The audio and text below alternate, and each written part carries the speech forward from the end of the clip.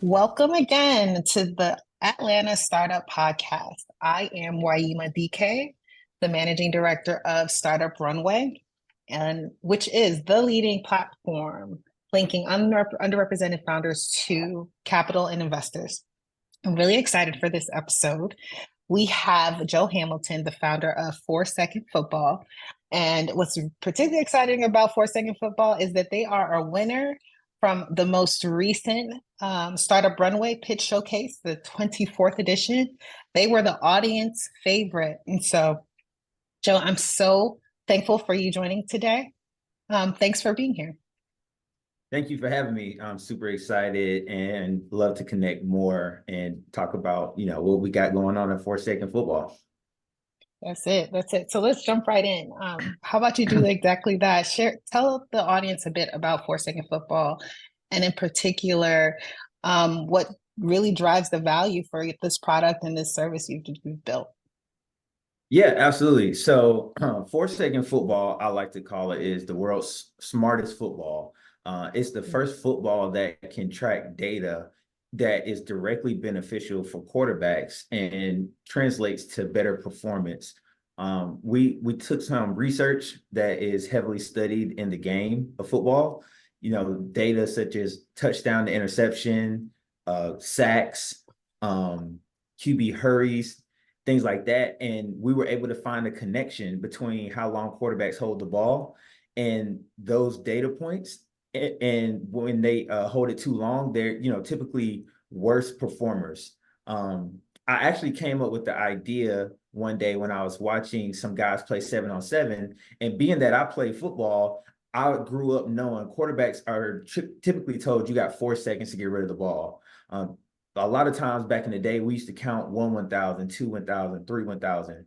And so as I'm watching these guys play, they start arguing over how slow the count was, right?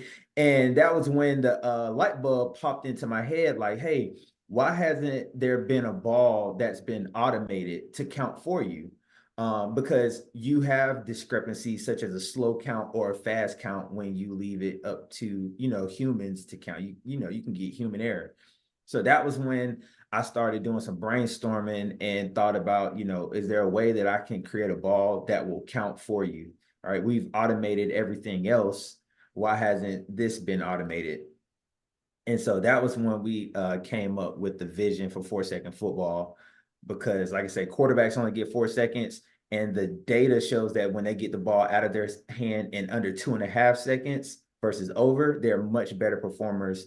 And so now you can track that data with our football. I love that. I'm not going to sit here and say that I am a football buff and I know all the stats, but I do have the awareness of how much analytics goes into the game of football all the way out to professional. So I absolutely see where 4 Second Football can fit in. And so I'm curious, even as a layman, someone who's not in it, I get it. How are folks that you have shared this product with? How do they? Who have you shared it with? How are they receiving it? Have you gotten any really good feedback you'd like to share with us about the product? Yeah, absolutely. And for one, I do want to say, my goal is always to be able to make it relate to even the layman, right? The person Mhm. that's not a big football fan, I have to be able to connect it and say, well, if you watch a football game, if you've ever said, why is he holding on to the ball so long? Right? That's where our football comes into play, right? It can train the mindset of the quarterback to get rid of the ball quicker with the audio and visual feedback that it gives. But to answer your other question, we've partnered with two high schools. One school down in Columbus, Georgia, and then a school here in Atlanta, Georgia. And then I also have a quarterback who is using our product from a home perspective as well. One of the things that we use as an upsell with our football is this QB catching net. And with the QB catching net, the benefit to that using it at home is like in basketball players are told you should get up 200 jump shots a day, right, to work on your muscle memory. And in baseball, got pitchers have to throw so many pitches per day, and you need a catching net so that you don't always have to have a teammate. But quarterbacks, they have this net as well, but you just making throws, you're not tracking the data. So that's when we decided to upsell our product with this net. So now a quarterback can go through many drills, go through plays in their backyard with our ball, and now they have to try to throw it in the holes in the net. That's how they can work on their precision passing while still making sure they're building the mental clock in their head to get it out in 3 seconds. The feedback, though, to answer that question is the player that uses it at home says it's building his confidence because now he gets to train and track his data so he can say, oh, I was 30% complete today. I was 40% complete on this day. And they can literally see their completion percentage going up. And if their completion percentage is kind of low, then it lets them know, well, maybe I should come in a little bit closer to the net. Maybe I shouldn't stand so far away because that's a harder throw. So now they're literally becoming smarter players, making easier throws until they develop to be able to make the more difficult throws. So it's really a mental and psychological tool that gives you transparency in real time as to how you're performing. The coaches have literally told us like, yeah, we can see our players are thinking more in real time because if your quarterback's underperforming at practice, then you play in the game how you practice during the week. And so because we can track the data in real time and then give you the data in real time, like there's no wait. We give the averages immediately. A coach can see how you're performing in practice, not after practice. So now he can tell you like, hey man, you need to step it up. Like here's how you're performing at practice. Well, now the player focuses more. Like they literally lock in and now they're trying to get their stats up. So they begin to focus more. And so the benefit and the feedback has been really, really positively received. And the one thing I want to add is one of our coaches told us the one thing that'll set apart a training tool from other training tools, because they get sold all the time, is when a tool can be used in many different ways. So we actually found a way that our football that comes with a timer can be used for offensive and defensive linemen, because when you think about it, quarterbacks have to get the ball out in 4 seconds because the defensive linemen are trying to tackle them in 4 seconds. So now we can time how fast the defense is getting to the quarterback. They make up drills to time, hey, you're getting there too slow, right? We actually need you to get to the quarterback in 3 seconds. 4 seconds may be too long to some coaches. So we've made it a ball that can be implemented in many drills for many positions. And that's the thing that I love about it the most. That's the feedback that we've gotten that I love about it the most. I love that.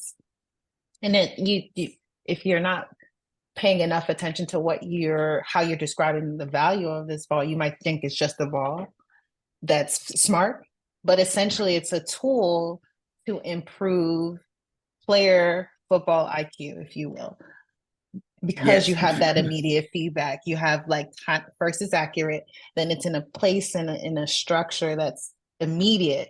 So you can give that immediate feedback and then be able to build that IQ in place versus if you have that a huge lack where you have to look at play video, if you will, or tape. You can't it's harder to instill that the feedback that builds the IQ. Is that a good way to describe it? No, that is perfect. Matter of fact, you actually reminded me one of the reviews I got from one of our quarterbacks.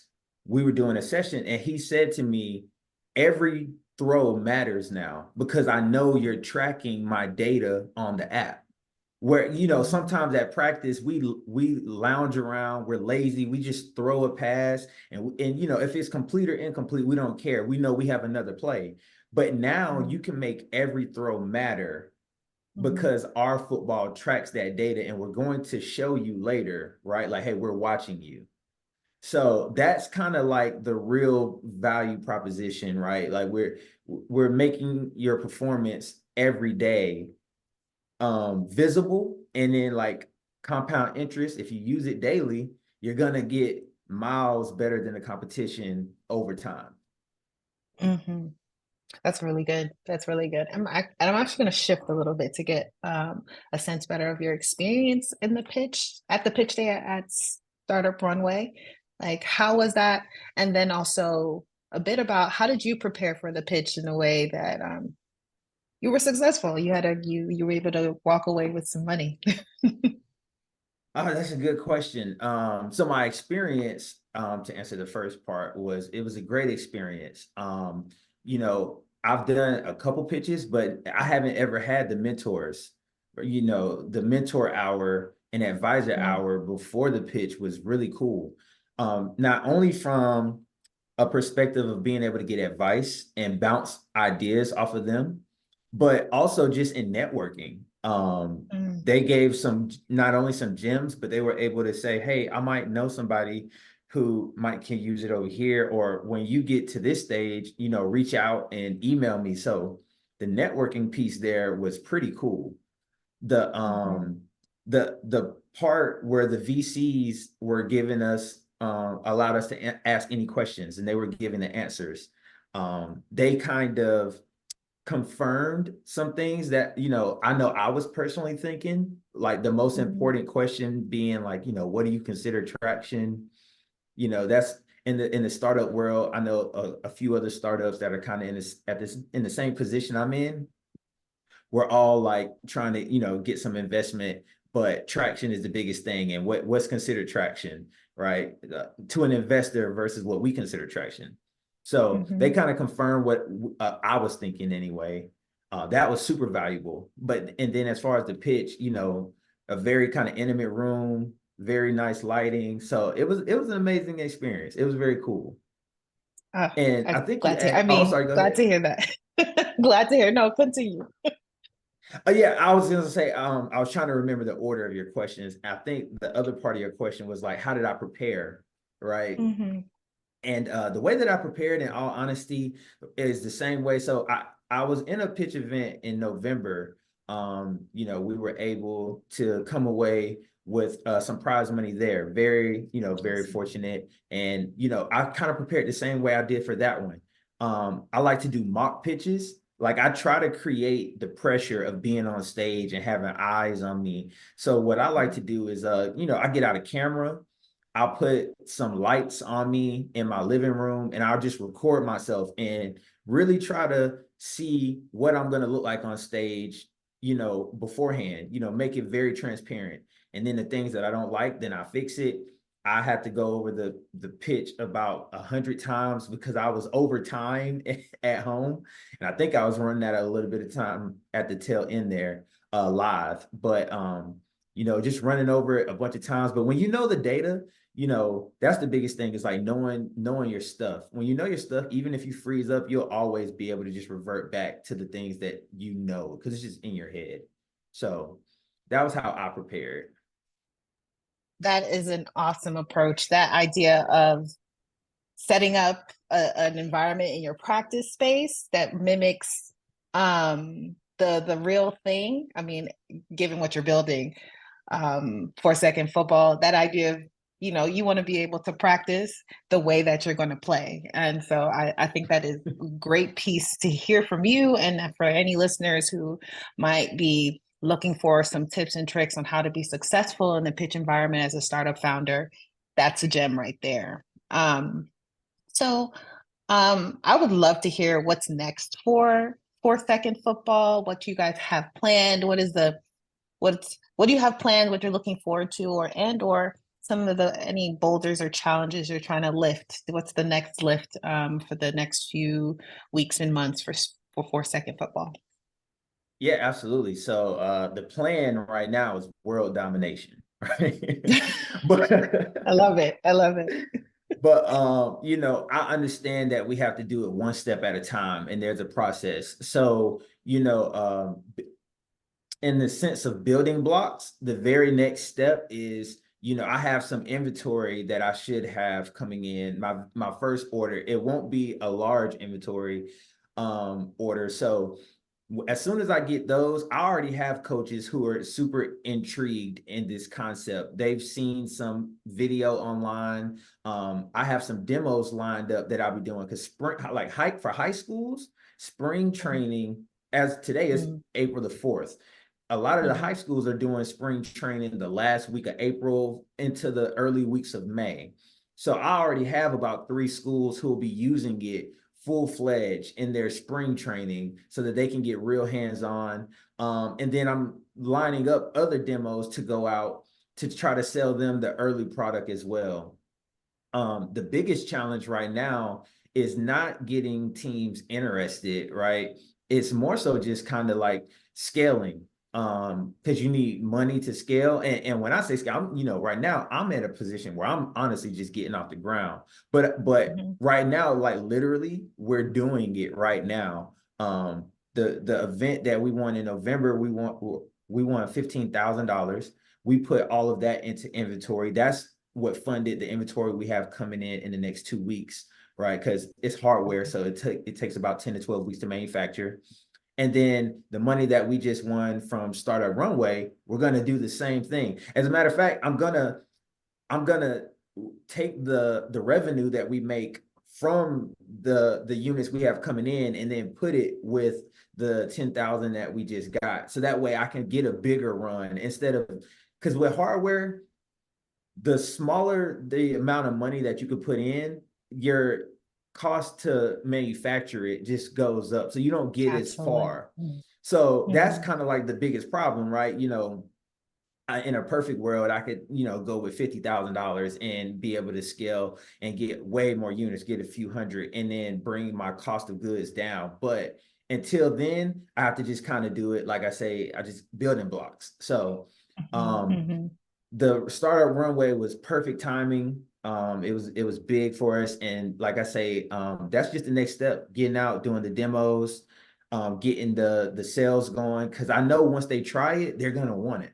Like Mhm. I know for a fact, once a coach tries it, they're gonna want it. They're going to want it, and then for the parents, that's just online strategy. And my background is in digital marketing, so I know how to Perfect.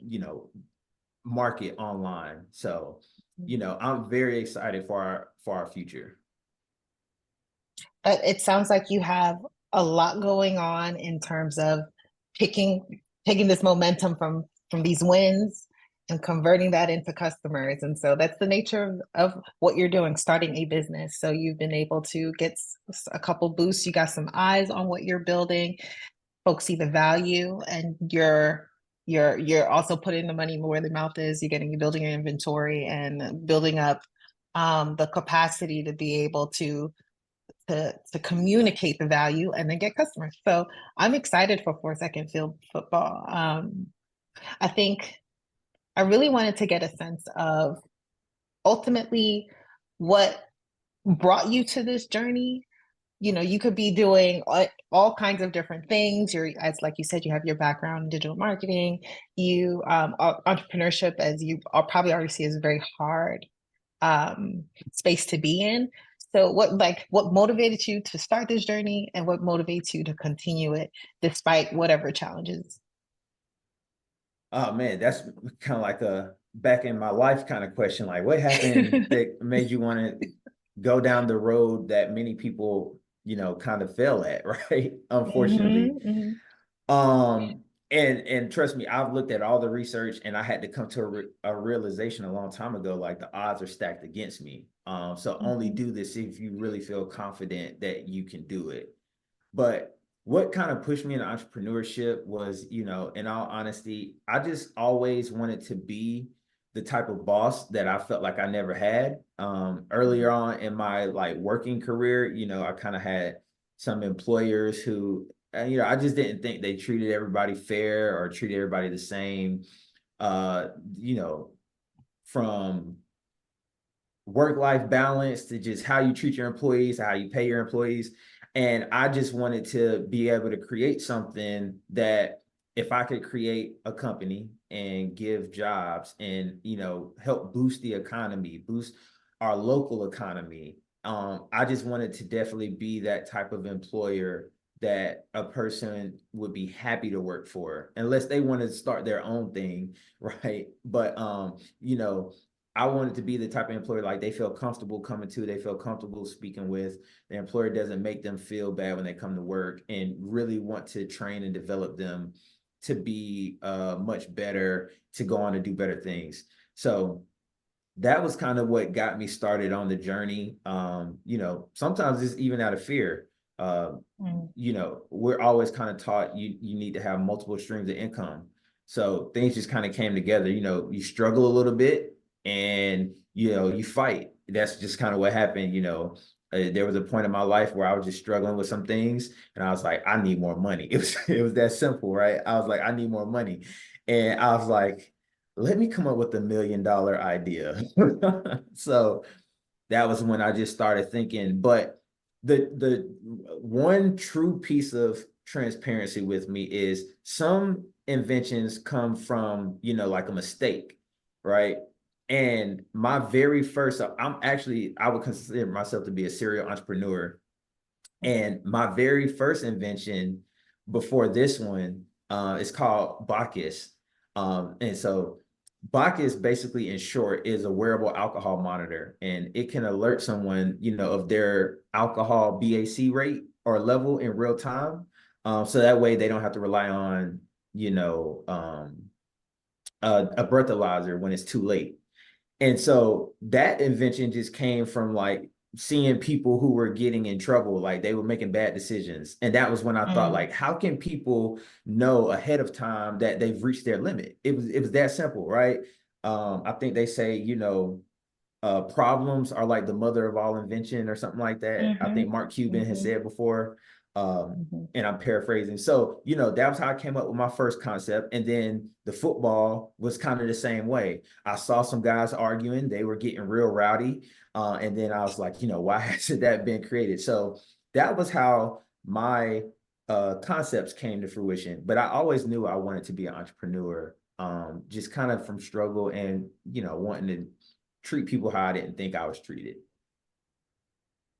There are so many gems in all you just said. That idea that, you know, one, not to throw another pun in there, but entrepreneurship is a team sport, and that you wanted to be that employer that recognizes that you were building something that had its value, and you do it with people and treating people in a way that they all feel like they can be a part of that without sacrificing health or well-being or a sense of ownership and being valued within the organization. So one, that love that inspiration. Also like that you were willing to share that part of your journey has been failure, or a lot of folks like to say, and I embrace that, it's not a failure, it's an opportunity to learn, and you took that learning to this next venture that we're all knocking on wood that is going to be that $1 million idea. And you already start showing some traction in that direction. So I really appreciate you being transparent and sharing that piece. And so we're almost at time. I want to give you a chance to one, share any last thoughts, and then how our listeners can find you. Yeah, last thoughts, you know, my last thought would just kind of be, you know, if you're an entrepreneur watching this, you know, the biggest thing I would just say is, you know, as long as you got faith that you can do it, just take the leap of faith. But make sure you do your research, like really, really research your market. Um, Look at your competitors, how you're different, you know, do as much research as you can before you spend a dollar because you will waste money. Mm-hmm. You will lose Mm-hmm. money, and money is super valuable if you don't have a lot of it. Collaboration and teamwork can take you a lot farther than doing it alone, but I understand how hard it is because right now I don't have I have a team. Let me not say that. I have a team, but it costs you, you know, the earlier you build, you can get your team, it may not be as difficult as it's been for Mm-hmm. me. Yeah, I ended up getting a team Mm-hmm. late. So Mm-hmm. get a team early. And yeah, I don't know. I can't think of anything deep right now, but Those are great. Those are great answers, and And there is depth there, don't go alone. Teamwork. Have faith, but do your due diligence and do your work. I appreciate that. That is very valuable. And the last piece, how can folks find you? Yeah, you can find me on all social media channels at 4Second Football, our website, 4secondfootball.com, and you can email me at info@4secondfootball. And yeah, we would love to connect. Awesome. So that's it for this episode of the Atlanta Startup Podcast. Thanks for listening.